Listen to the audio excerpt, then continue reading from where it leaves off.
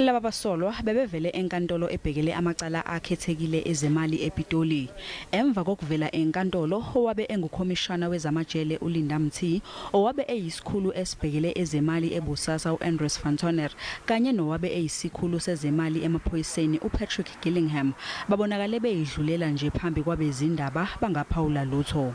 Umsolwa ohamba phambili kuleli cala uAngelo Agrizzi akabonakalanga phakathi kwalabo basolwa. Yena ubanjwe ukugula izolo wangeniswa esibhedlela saseGoli.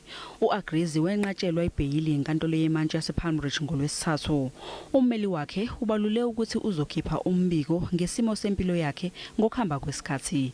Icala ababhekene nalo lithinta ithenda elanikezwa inkampani iBosasa kanye nezinye izinkampani esebenzisana nazo lemali engu-1.8 billion wamarandi nelakhishwa ngo-2004 kuya ku-2007.